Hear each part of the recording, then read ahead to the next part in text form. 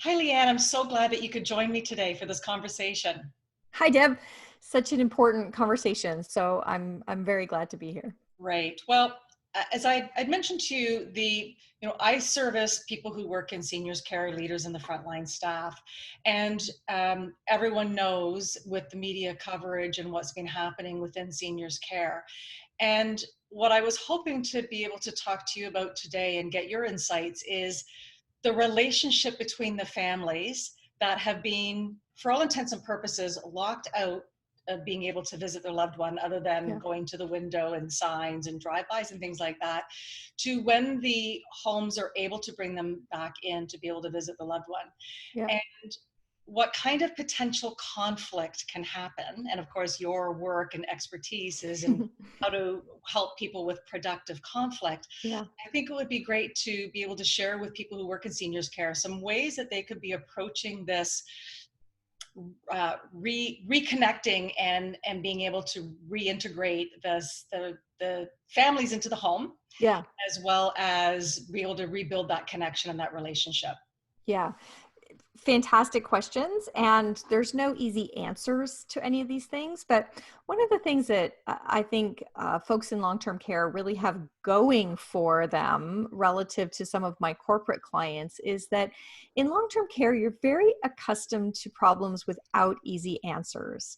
You're used to no guarantee that things will work. If I think about, family members with dementia, you can have a good day where there's all sorts of positive interaction and a bad day and no idea what caused one or the other. So dealing with ambiguity, dealing with situations where you're never quite sure what to expect, the good news is for people in long-term care, that's something you're very accustomed to. Definitely not true when I'm talking to bankers or folks where things have been much more predictable. So just know that you have it in you. This is how you're wired. This is what you're accustomed to. And now it's a different kind of unexpected outcome.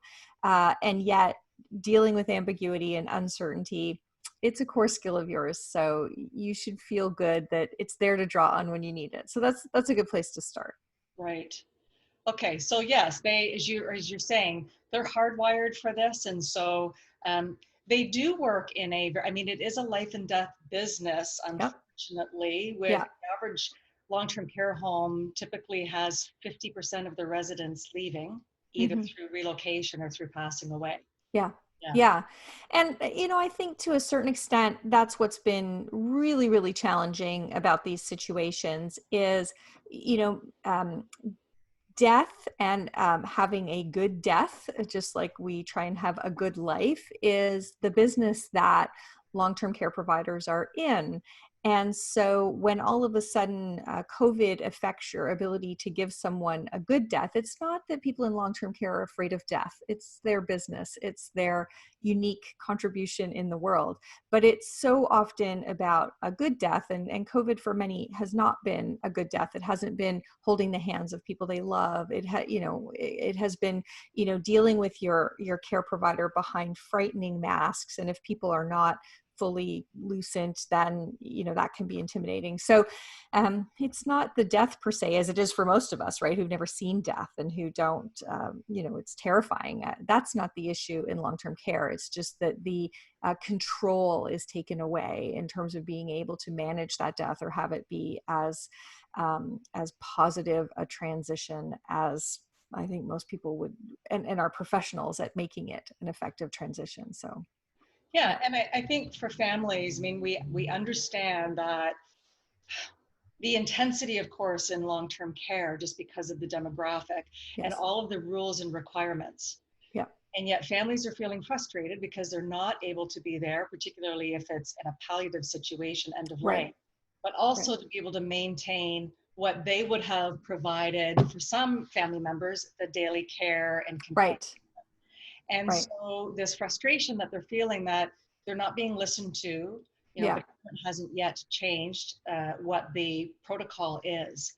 And so therein lies this lack of feeling heard and understood that is contributing to the conflict. Yeah, and that's the number one place to start. So in any conflict, in any scenario, whether it's at work, at home, anywhere, the number one thing you can do to change the trajectory of a conflict from being a very unhealthy, unhappy conflict to being at least a constructive conflict is to make people feel heard and feel understood. So let's get to something really practical, which is what I call the validation technique. So when we're overworked, exhausted, stressed out, and a family member is telling us their little piece of the puzzle that seems maybe irrelevant or even horrible to us, that they're even bringing this up, our tendency is to want to say, do you even know what I'm coping with right now? Or that is so not what your father needs, right? Whatever. We want to contradict. We want to be heard. And of course, that's the worst thing that we can do. So the first thing we want to do is to try and catch that 2-second breath. When someone says something that is causing us to react, maybe we can notice our palms get sweaty or our heart start to race, or whatever your own physiological indicator is that, this isn't going to be pretty. And to just take one centering moment to then say, okay, I need to make this person feel heard and understood. I need to validate them before I say a word about myself or the greater context or anything. So you don't have to do that by agreeing with them. And that's a really, really important point. I am not saying you need to agree with somebody if they're wrong, not at all.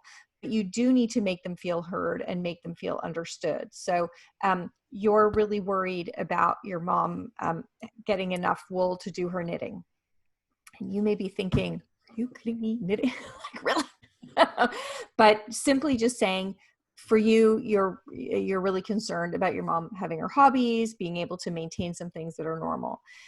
Simply saying that doesn't mean you agree, doesn't mean you have a solution for how to do that, but it does mean that I've heard you. So say something. And if what they're coming at you with is something hurtful, your team is callous, they don't care, they may say something like that. You don't care, you're not even working unless you get $4 extra, whatever comes at you. And there's likely to be lots of emotion that comes at you. Again, say something that makes them feel heard and understood. It's really hard for you to see the staffing levels. It's hard for you to know that your mom is going, 4 hours in a day where she's not seeing anyone, whatever it is. Say something that validates them. So that's step one. And if they say something that's really hurtful to you, like you don't care or you're callous, then you can simply validate them by saying, it feels to you like we don't care. And that's really, really hard for me to hear, but thank you for being honest with me, or thank you for being candid, or thank you for saying that to me. Then the second stage is to ask them some questions to really get at and to understand what's underneath. Because when we're emotional, when we're feeling all of those things all at once, we tend to be pretty inarticulate about what's actually going on. So the families are probably not telling you in their first pass. You're getting some bluster of emotion and not getting something helpful in terms of what you can do. So you want to, in the second step, inquire, ask some questions. So what would you like it to look like for your mother? What would you like her day to look like? What are the 3 most important things? If we can only, take care of 3 things, what would they be? What's one thing you would love for your sister to have every day? Whatever it is, ask some questions, get them talking, get them telling you the things that help you understand in the grand scheme of things what really matters to them, what's going to make the biggest difference. And as you're doing that, reflect back to them what you're hearing. Okay, so I'm hearing that some of this is about feeding time, where you're worried and concerned that normally there's better staffing levels to make sure that there's assistance during eating, and you're concerned about choking or, whatever it is, paraphrasing those things back. So once you've done those 2 things, once you've said something to validate, make them feel heard, once you've asked some questions to understand, then comes the key moment. And that's the moment when you speak their truth. You say, for you, this is about X, Y, and Z. The most important thing is this. And what you'll find is that is the inflection point of the entire conversation. When you speak their truth, either they'll be so relieved that somebody heard them and listened to them, that they'll do something sort of big and obvious, like yes, or finally, or they'll say something like that. Or you'll just see them like, okay, like I can stop yelling. I can stop because I feel like it landed. It's a really great moment when you get it right. Then, and this is the key thing, is that then you have earned the right to share your truth. So human beings work on reciprocity. And so when you've taken all this time to validate them, to listen, to reflect back, there will be a very, very strong impetus for them to do the same for you. It doesn't mean 100% of the time, but with most people, once you've done that, they will then be willing to hear you out. You don't want to state this as a but or as an or. You want to state this as, this is something that's also true. So if you've said, it's really important that your mom has extra care. If we can really only focus on one thing, it's meal times, that there is the kind of support because you think that's a safety issue. I hear you. And right now we have 20 people in the dining room, or we have, 3 staff away on isolation, right? You can now share your truth, sharing it as a second truth, not as an or, but as another truth, and then say, let's brainstorm about what our possibilities might be. Let's talk about, maybe we're careful about what food, what have you learned about what foods she can cope with easily? What might we take off of her menu? What, those kinds of things. So that, because what happens is, as soon as you get into that problem solving mode, it's pretty much impossible to be combative when you're being collaborative in problem solving mode. So the faster you can make the family member feel part of a solution, that you're co-creating this solution together, you're going to be in a great place. So validation is the number one technique you want to be using many times a day. It's certainly with family members, but as much with your staff, whatever situation. And then when you go home and you're stressed out and you're tired and your teenager says something to you and you just want to invalidate them, use it there as well. So that's the most practical thing that you can do. Step 1, say something that says, I hear you and it's landed with me. Step 2, ask a question, dig a little deeper, then state their truth as best you understand it. And then you can pivot, share your truth as an additional truth, and then engage them in some problem solving. So we get out of that combative mode and into collaborating to find a solution. Yeah, and it sounds to me, Liane, I mean, this is what you teach your clients, as far as when you talk about productive conflict, Yeah. which probably you hear all the time. That sounds like an oxymoron. Yes. Yeah. And it just isn't. Conflict is absolutely necessary. So let's just go back and define conflict, because a lot of people will say to me, could we use a different word? And I say, well, we can, but the taboo word just suggests it's a taboo subject. So let's actually, get clear on what we mean, and maybe we can then not be afraid of it. So conflict is just the struggle between opposing needs and wants and demands. And we have a dozen of those a day, working in organizations, living in families. So let's not be afraid of conflicts, but let's understand that there are tensions. So if I'm running a long-term care facility, I am under huge tension. I am under the tensions around safety. Number one right now, safety, safety, safety, safety, safety of my staff and of my residents. I am under huge pressures then for all of the quality of life and quality of death issues for the people who are entrusted to my care. I am worried about having adequate staffing levels. So I want to be empathetic and kind to caregivers about their shifts and being flexible. But at the same time, I know I'm risking safety or care if I let someone have too much latitude. I feel that tension. I feel the tension of just if I'm working in a for-profit home, just am I keeping this place financially viable, et cetera, et cetera. So those conflicts and the different stakeholders you have to deal with, their different vested interests, there is going to be conflict all the time. It's not a bad thing if we can keep it productive, if we can think about it as, I got multiple truths that I have to wrangle here to come up with an optimal solution. Then conflict is really about making sure we understand what all the different truths are, making sure we have a forum to weigh them and to kind of jockey around to figure out an optimal solution. Yeah. Yeah, that you've really nailed it as far as those competing priorities. and where we know, and the spotlight is on them. So Yeah. everything is being scrutinized, whether it be through the press, through, Yeah. families, coworkers, and looking at Yeah. all of that. Yeah. And so, when we're looking at this rebuilding of the relationship, because there are Hmm. some families who may be feeling worried and anxious, and maybe their trust level has decreased because Yes. they don't know what's been going on, because they've not been able to be in there, and the communication hasn't, the value of those casual conversations when you're walking down the hall to visit your loved one and you bump Yeah. into one of the staff, that's not happening right now, right? The communication is much more structured and formal. Right. So I think this is really helpful as far as reframing what can be challenging conversations, Hmm. feel very conflict oriented, have Yeah. a framework to be able to approach it as an opportunity to actually create a better outcome through the Yeah. steps that you've outlined, and then getting into that place of co-creating the solution together. Yeah, and it's co-creating a suboptimal solution, Right. right? It just is going to be a suboptimal solution.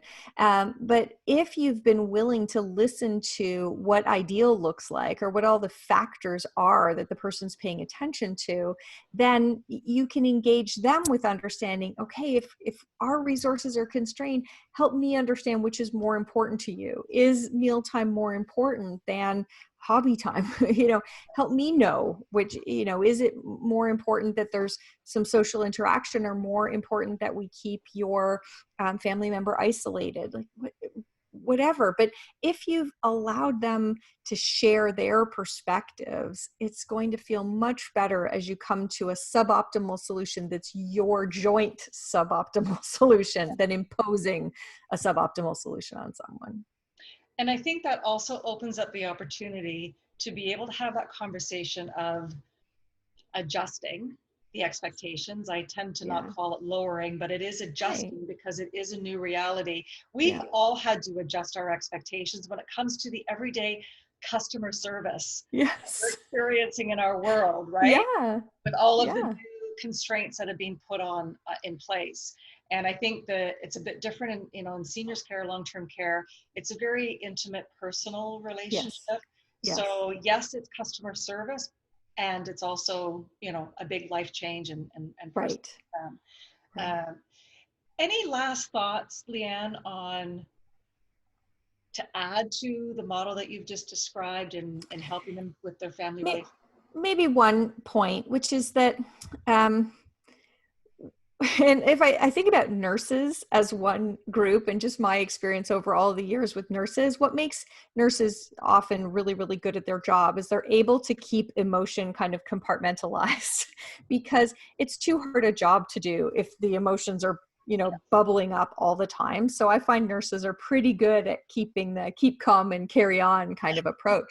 And so what I would encourage folks, particularly if you come from a background as a PSW, as a nurse, as a social worker, whatever your background is, just know that emotions are a given. They're how the human brain works. They're not something people can turn off. And Mhm. what happens is when we deny somebody else's emotions or we try and make them smaller or squash them, they tend to get bigger. And they get bigger in one of two ways. One, if they get bigger, if somebody feels invalidated, if somebody feels they don't have an outlet with you, then one is they might go underground, and that's where you need to be pretty worried about them whispering about your home to their neighbors, posting things on social media about your home, phoning their MPP. You need to worry. If you do not make a place for that, it's going to possibly go underground and come out in a much, much, much more dangerous place. The other possibility is if they try and suppress it, it could come erupting out into a big emotional outburst. So I'm really going to encourage your listeners to think about how the more you can make room for the emotion in the moment before it boils over, the better. So think of it, maybe this will be helpful to people in the healthcare field. I like to think about emotion in that sense, much like I think about pain. I had bursitis in my shoulder all last year. And when I give speeches, I like to wave my arms around, and I would wave my right arm around and get a shot of pain right down my side, which was so helpful because it reminded me, Liane, you're injuring yourself. Stop. There's an injury. And so acute pain is very helpful as a symptom that something is wrong and a chance to actually do some work to diagnose what's going on. Well, the same is true when we see emotions. If we see it from an employee, if we see it from a customer or a family member. So I want you to reframe how you think about emotion. And what I want you to do is use this line, because it's a line that's free from judgment, and it's a line that will make a little bit of space for emotion and then allow you to move beyond it. And all I want you to say is, this is important. What do I need to understand? And if someone is in tears, you don't say, I know you're upset, because we don't want to tell somebody else how they feel. That's not a good idea. But we can say, this is important. What do I need to understand? And that person in tears, within about 60 seconds, will probably be giving you the information you need to do something to make it better. And you'll have the chance to say, okay, where do we go from here? And you'll be able to move them towards something constructive. Alternatively, if they are yelling at you and you say, this is important, what do I need to understand? It's really hard for someone to keep yelling at you when you make space for their emotion. We get people yelling because they aren't feeling heard and they get so desperate to be heard. So if you get quiet and you say, this is important, what do I need to understand? Again, within about 60 seconds, that tone is going to come right down. And I know people tell me that, Liane, screaming's not appropriate. And you know what? We're in COVID. People's family members are trapped. They can't see them. They can't hug them. They can't touch them. They can't hold their hands. You know what? There's going to be some bad behavior. The question is, how fast can you move the customer, the family member, from that bad behavior into something constructive? So whether they're in tears, whether they're yelling, I really encourage you to simply say, this is important. What do I need to understand? And to really reframe that this is pain, that if I use it to understand what's the injury being done here, it's really going to help me with the prescription for what would make things better. Yeah, I mean, that sounds like the perfect formula to, as you were describing it, I was thinking it's de-escalating a disproportionate reaction. Right. And when we are, and disproportionate sounds judgmental, right? I'm declaring that that's a disproportionate reaction Right. in my mind. Yeah. But then what you're suggesting, it opens up that level of curiosity, Yeah. and it's a softening way to engage with the person. And it kind of takes the wind out of their sails a bit. Right. Because all you're getting from the emotion is symptom.